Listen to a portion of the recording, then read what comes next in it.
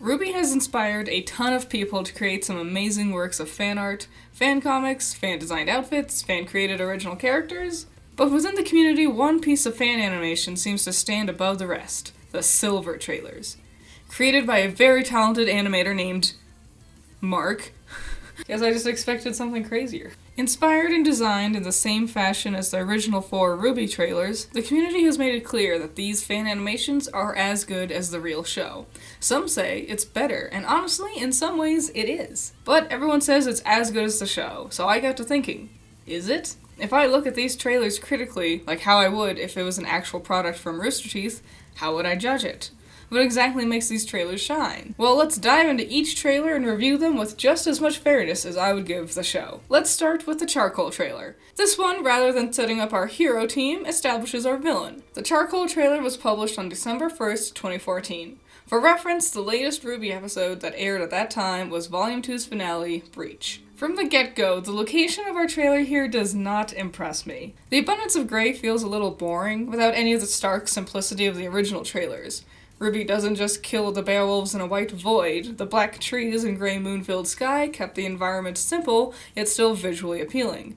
In the Charcoal trailer, I also noticed that there are no shadows underneath anything. However, RWBY also suffered from this until around the 3rd volume, so I can't punish them too much for this. The style of our title character, Brandon, I'm not even going to try to pronounce that, does actually look quite sharp. Black and red do look good together, and the lighter gray accents help keep him from becoming a dark blob on screen. Honestly, that's something they didn't execute too well with RWBY, especially the characters who wear a lot of black. Good job. His outfit is fine, if a little simple in RWBY standards. His tilted hat is the only thing that's not symmetrical in his design. Overall, he looks good, if a little boring. Probably the weakest designed element from this trailer is Brandon's weapon, Magnum Opus. Cool name aside, his weapon isn't really that eye-catching. It's a gun, and if I had to guess, it looks like a sawed-off shotgun with a blade attached. The blade can unfold into a longer katana. As far as RWBY weapons go, it's fine, honestly a bit more creative than some of what the show has had recently.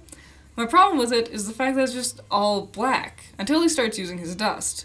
There's no color to help make it really pop or draw your eye. As just a simple suggestion, I would change the edge of the black to be a lighter gray while the dust isn't in use. As for the fighting animation and choreography, you can really tell it's from an amateur.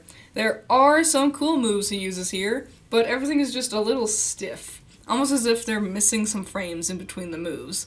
Walk cycles especially aren't great. It's very clear that these green dudes have the same exact run animation as each other. And it's not amazing looking, though really the worst animation is like this jump he does. He doesn't bend his knees at all, he just like moves up.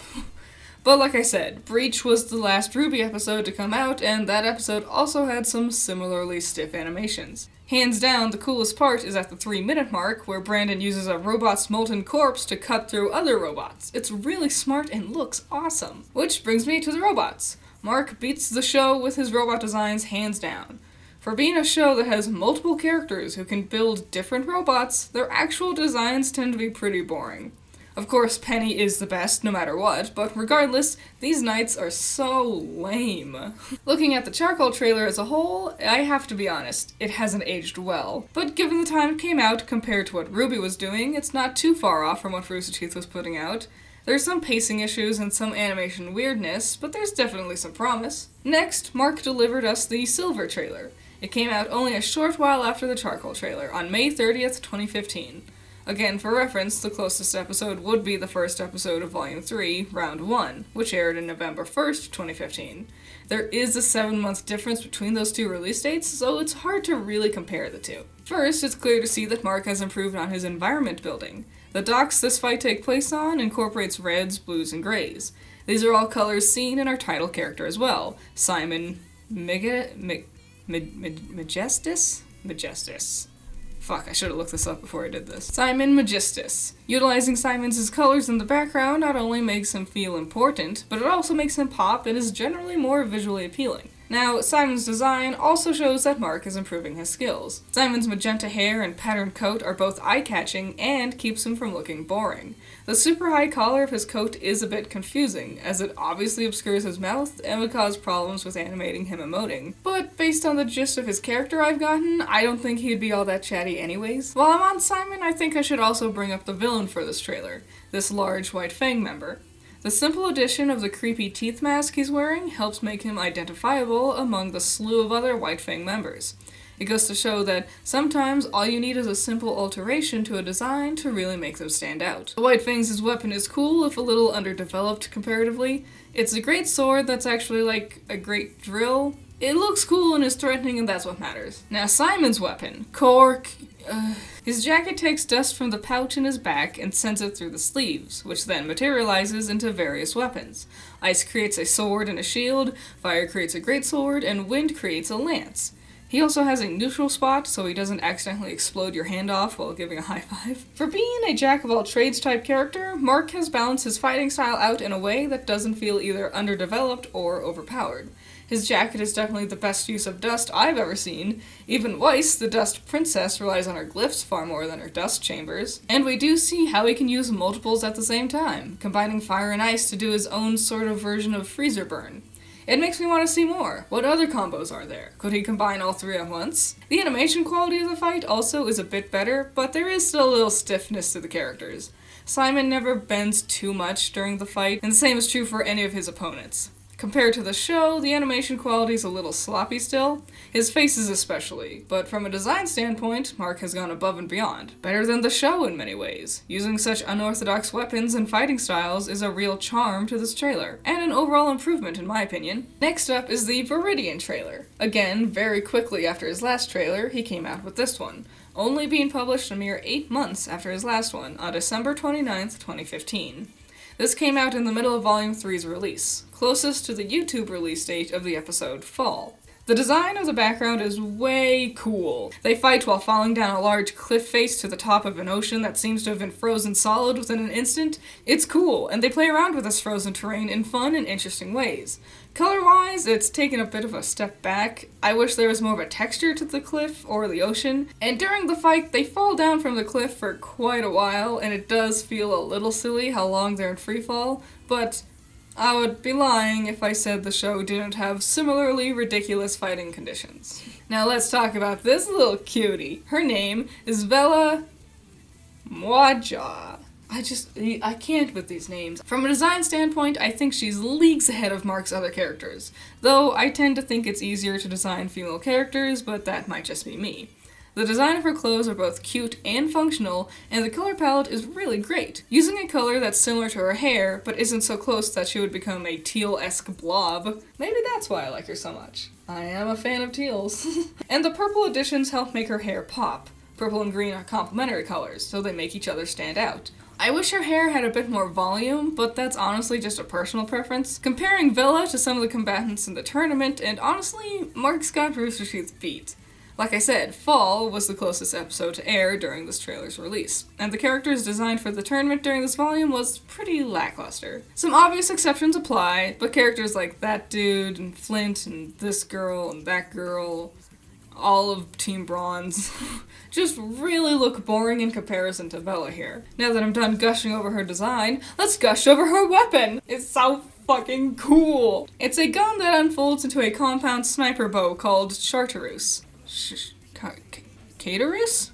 These fucking names! I also love bow and arrow combat, which is why I'm so bitter Cinder never fucking uses hers anymore. Figuring out cool ways to have something that's generally stationary and long distance be effective even while flopping around and up close is a lot of fun. And her semblance is super cool too. She has glyphs that magnetize back to each other. Mark uses this idea in every epic way possible. She uses it to slow her descent, she uses it to evade attacks, she fucking uses it to turn her bow into a machine gun. I feel like glyphs are totally underutilized in RWBY.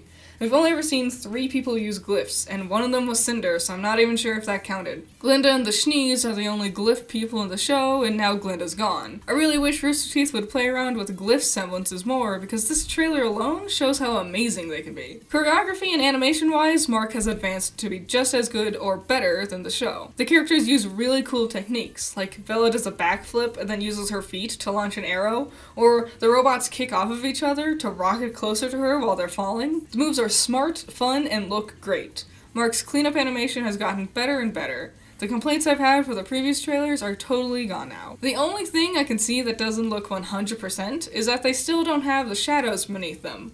But in the long run, that's pretty minor, and doesn't lessen the quality of this trailer at all. Overall, Mark has clearly gotten better and better, and is on a strong forward path in his animation. His facial expressions are better, his designs are getting better, the pacing's faster, the camera work is cooler. Now there's a bit of a jump between the Viridian trailer and Mark's next one, Linen. Linen came out August 8th, 2016. 2 months later, on October 29th, YouTube would see the Volume 4 premiere, The Next Step. Now this was also RT's jump into using the Maya engine instead of Poser. Mark continues to animate in Poser, but just because it's in a different engine, I think they're still comparable. It's just understanding the differences between Maya and Poser, but design, choreography, and animation quality are all still applicable to compare to. I'm a little disappointed because this location is a bit of a dip in quality from last time. In the description, Mark says he didn't build it, he just edited a different one. That's fine, it's a massive location, I just wish he had better colors. We're back to this murky gray and nothing pops. I would say this is almost as bad as the location from the Charcoal trailer. Now our new dude, Lycan Arcadia. He's pretty cool. Mark is clearly figuring out how to design detailed accents for his characters, which is great. The whites, blacks, and reds in his design flow well together, and never feels too busy. His shoes are the only yellow, like his hair, seen in abundance. I feel like it helps balance out his whole design. I also like his spiky hair. I'm glad Mark was able to come up with something other than just anime boy, which honestly Rooster Teeth tends to overly rely on. His weapon, Razor Bolt, are wrist-holstered dagger talons. They're claws, okay? He can detach them and throw them, which is cool. The style of his claws are a lot of fun, and Mark clearly was enjoying the various ways Lycan tears apart these werewolves. Like, look at this. Speaking of, I like the choreography of the wolves here. In the description, he says he didn't make them, they came from the Grim Eclipse models, and we see this, like, white wolf for a quick second. I wish if he was going to bother putting one in, we could have seen a few more. As it is, it just takes me out of the fight because of how different it is. However, the actual werewolves' fighting styles are a lot of fun. Rooster Teeth never does anything interesting with their Grim. Beowulfs especially. Mark plays around with their fighting techniques a lot, and it makes me wish the Grimm had more entertaining moves in the show. Now, Lycan's semblance is similar to Blake's. One clone can pop out at a time, lasting for about one hit. It's cool because, unlike Blake, the clone can move independently of what Lycan is doing. It's a cool take on the clone style of semblance. We can also see Lycan use dust from his gauntlets to give his clones an element, like how Blake did against Torchwick. It makes me wonder if he could use the dust in other ways, like maybe even with his claws. I feel like I can't really linger on the fighting choreography and animation because it'll just be a repeat of last time. Mark clearly knows what he's doing, and it's looking better and better. Instead, I want to compare Mark's speed of animation versus RWBY's. Mark's fights are clearly fast-paced, but they never become too fast. I see each hit, and most importantly, we'll slow down on a big wind-up or a big hit to emphasize the strength of the attack. I can tell when Lycan does a volley of weaker attacks versus a heavy one. Rooster Teeth seems to be struggling more and more with this concept. Their fights are fast, but we never get to linger on a hit. I feel like I never see what the characters are actually doing. Fights lack that showstopper flashy hit nowadays. That big move that always gets used over and over again in AMVs. Mark showcases a good skill for animating quick-paced fights, but enough restraint to make the fight leave an impact. Last, let's take a look at the Regalia trailer. His longest trailer by far, nearly doubling the runtime from the Linen trailer. Regalia took a whopping 3 years to drop. April 30th, 2019. Volume 6 had ended in January, and Volume 7 wouldn't release until November. For a lot of people, this trailer was where people got their RWBY fix. Once again, the location is rather bleak, but unlike the others, I think there's actually a lot of forethought into that. In this trailer, all 4 of our heroes regroup at the end, and the pale whitish background helps their signature colors to really pop. On top of that, the locale looks like it was designed to match our antagonist for this fight, Lisette. The black sky and white ruins mirror Lisette's hair and uniform, and the pale grays match the color of her ice attacks as well. The theming with the environment and this character makes me think the simplistic color palette was entirely on purpose. While I do wish there was a little more here and there to help it pop, Some more black detail work in the ruins, for example, it doesn't seem necessary. This is a good example of not everything needs to be a wide array of poppy colors to be appealing to the eye. Since I've been focusing on Lisette, let's take a look at her design. This is a look I like to call Better Winter. The black wing style in her hair helps to keep her from not feeling like a white blob on screen. It also helps angle our eyes to her face when she's in motion. Something I think is that Rooster Teeth never really thinks about how a hairstyle can elevate the design of a character. Likewise, her black and white patterned uniform is also stylish and eye-catching. Not only is it cute, but the angles and lines throughout also point your eye to her face and to her arms. These are the parts I want to see when the characters are fighting, especially with her weapon of choice. Again, RT never thinks about pattern placement. Stripes or lines or angles act like arrows to our subconscious. If you have a ton of lines going in a million directions, our eyes don't know where to go. If you have a pattern that directs your eye away from the character's weapon fighting style, then trying to follow the action is going to become a lot harder. Patterns and colors are a lot more important than you might think. Let's bounce over to our adorable little hero, Rigora. Her witch theming is super cute, and I love it. While her outfit may be cute, I would say it's not nearly as strongly designed as Lisette's. The blacks and purples in her outfit are all really close to each other in terms of darkness. I would have opted for a slightly lighter gray tone in place of her blacks, but aside from that, her look is eye-catching and memorable. As a personal preference, I never really like it when a character's hair, eyes, and clothes all tend to be really similar colors. It makes them feel a little one-note in my opinion, but that just might be me. Now let's take a look at their weapons, starting with Lisette. Her sword is cool, and my gripes about color with Brandon's sword seems to have been fixed here. However, it's her dust and semblance that's really awesome. Her semblance is to lower the temperature of whatever she touches, and she uses this in combination with ice dust. Like I said, better winter. I know we see Weiss use ice dust all the time in the show, but compared to Lisette here, Weiss's ice looks lame. Lisette is leaving ice slashes and using her ice to launch herself into the sky, and it leads to some really cool combat. When Weiss uses her ice, it's usually just like a block of ice, or a slab, or blah. Sorry, Weiss, but I'm not so sure you deserve the title of Ice Queen anymore. Now, Rigora's weapon, Hexatance, is really something special. Mark has dabbled with the transformative nature of a couple of his weapon designs before, but he has really outdone himself this time. Her weapon is a gun that can unfold into a glaive, and once in glaive mode, the blade can still set off bursts of dust. He really has thought of a lot of great choreography with this weapon. She hooks it into guys, then cuts them up, she stands on top of it, she really just uses it to all of its greatest ability. But it's her semblance that really makes her fighting style memorable. It's kind of like the summoning thing from the Schnee family, where she summons this little bitey monster dude to help fight with her. Really, this whole Regalia trailer is becoming me dunking on the Schnees. When Weiss or Winter use their summoning, they always have to stop fighting on their own. That's because they need to stay stationary to hold the summon up. Lame. When Rigora uses her summon, they can use combo attacks together. It seems so simple, but it really changes the way the entire fight can pan out. He changed Belle's design, and I don't like it! No, it's fine. It works the same as before, but I miss the eye-catching purples. And I feel the lighter color on her helped her pop better. I was watching this trailer when it first came out, and I thought, why does this feel more fun than the actual show? And I got to thinking, and I landed on 3 important details. 1. We don't stop the fighting. We'll slow down, especially when it looks like our heroes has lost, but we never stop. Rigora and Lisette had a brief confrontation, and after that, they didn't stop their battle until one of them was KO'd. Remember, I said this came out after Volume 6's finale. So let's take this trailer and compare it to my favorite fight from the volume, Blake and Yang versus Adam. You can find a video on YouTube, I'll link it in the description. It's a supercut of the entire encounter between the 3 put together. That video is about 11 minutes long. Out of that 11 minutes, only 4.5 minutes are the characters actually engaging in combat. The characters stop about 13 times throughout that fight to talk to each other. In Regalia, about half of the actual trailer are the characters interacting, stopping to talk to each other 5 times. The difference is, in Regalia, each time we stop, we're introducing a new character to the scene. And these pauses in combat are grouped at either the beginning or the end of the whole video. When Blake, Yang, and Adam stop to talk, they're just filling up the screen with dead air. Stop to re-explain Adam's semblance. Stop to say some dumb insult. Stop to tell Adam that he's a dickhead. The excessive amount of superfluous dialogue interrupting the fights in RWBY nowadays is getting to the point where I never expect action to last longer than a couple of seconds anymore. 2. Interesting locations. In Regalia, the girls do fight in a flat plane, but they don't limit themselves to that. They launch into the ruins, they use the scaffolding to propel themselves, hell, they take the battle into the air.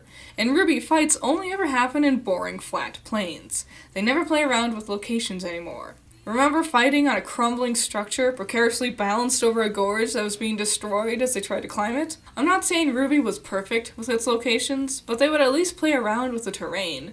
But now it feels like every fight is the same. Even during the tournament, where part of the whole shtick for the arena was the environments would change, their fights still hardly ever strayed from that flat center area. And this Volume 6 finale fight is the same. Despite some interesting setup for the terrain to play a fun role in it, it never gets used. Could we play around with the waterfall behind us? No. Could we add some rocks in the clearing for hiding behind or throwing at our opponent? No. Would falling off into the waters below be a threat to have to face? Obviously no. Hell, Blake does get pushed off, but nothing comes to it. She stops fighting and we keep focusing on that center plane with Yang and Adam. 3. Use of weapons. When RWBY characters use their weapons, it's always the exact same style. No matter what character is, no matter what weapon it is, it's always the same. Big, wide swings. Jean, Cinder, Raven, Blake, hell, even RWBY uses her scythe like it's a sword. Yang is the only exception because she's a brawler, so now it's big wide swings, but now there's just no sword in her hands. Blake, Adam, and Yang all have guns equipped in their weapons, but they never fire them, and if they do, they don't land a hit or anything. Apparently bullets are really easy to block. And Adam has the ability to fire his sheath at his opponent, but oops, we forgot that he can do that, so he won't. Blake can also use her sheath to batter her enemy, but oh well, she won't do that either. It feels like every character is using the same exact weapon as each other. They never play around with these countless possibilities of a character's weapons or semblance. Mark's trailers showcase their weapons and semblances on full display. He doesn't look at these two characters and thinks, swings weapons. It's, how would they swing their weapon? How would the other character respond? Would they block or parry? Could they counter the attack? What about their semblances? Would that alter this attack or serve to someone's advantage? People nowadays say RWBY's fights have gotten worse, and on the one hand, I see where they're coming from. Whoever is choreographing their fights now doesn't seem to consider all the entertaining possibilities of a character's arsenal of skills anymore. RWBY used to use her scythe to push herself around, and use the recoil to use its great weight to her advantage. Now she just twirls it back and forth like it's made of plastic. Weiss used to infuse her rapier with dust to a wide range of different offensive or defensive attacks. Now she just summons. Blake used to use her ribbon to throw her blade out and twirl it through the air and attack multiple enemies at once while keeping herself out of their range. Now she just shoots her gun, usually to no success. Yang used to use her rockets to launch herself through the air or send a barrage of attacks to her enemy, and now she just punches. People went crazy about Mark's trailers because this fight choreography captures that magic that old school RWBY had. Now I want to be very clear, I'm not trying to shit on the new animation team or anything. Animating, choreographing, designing, all that is hard, and with a production team as big as RWBY's, it's literally impossible to blame just one person, or just give one person all the praise. Remember, I said Blake, Yang, and Adam fight was my favorite of the volume, and it is still fun. I might lament the underdeveloped use of their settings or weapons or techniques, but I do still enjoy the show in spite of that. I wouldn't have lasted this long watching the show if I didn't. And I see a lot of people say things like, Rooster Teeth should hire Mark, he'll fix the whole show. But I don't think that's fair. Yes, Mark is really amazing at designing characters or coming up with cool weapons and exciting fight choreography, but when you're on your own, making a passion project, it's very different compared to working with an entire production team, with deadlines and budgets. Do I wish RT would hire Mark? If that's what would make him happy, then absolutely yes. I think he could be a valuable asset for them, but I wouldn't expect the entire show to change just with his arrival. Reviewing just his trailers alone, clearly he shows he has progressed his skills tenfold in a short amount of time. The charcoal trailer is, let's be honest, a little bad. It has clear promise, and fortunately, he's lived up to that promise. In only a year, he improved to the levels comparable to the show. And in his most current video, he has proven he has the skills to work on this at a professional level. I hope we see more from him. I'm curious on how he could keep improving. This has been a fun case study of being able to see someone's progress towards refining their craft. There's links to all of his works in the description, and now I have to ask, are there any other fan animations I should review? I know there's a lot out there, but I just don't know where to begin. So help me out. If there are other RWBY Fanimations you want me to review, leave your suggestions in the comments. Shout out to my $10 patrons, Cool Duck, Andrew, James Dodds, Romulus, and Romulus. You're all awesome. And if you want to help support me, I do have a Patreon. Any and all support is greatly appreciated. And in the comments, I want to hear your thoughts and opinions on the Silva trailers. Which one's your favorite? Whose weapon do you think is the coolest? Any and all thoughts, I leave them in the comments. I would love to hear them. And I'll see you in the next one. Bye bye.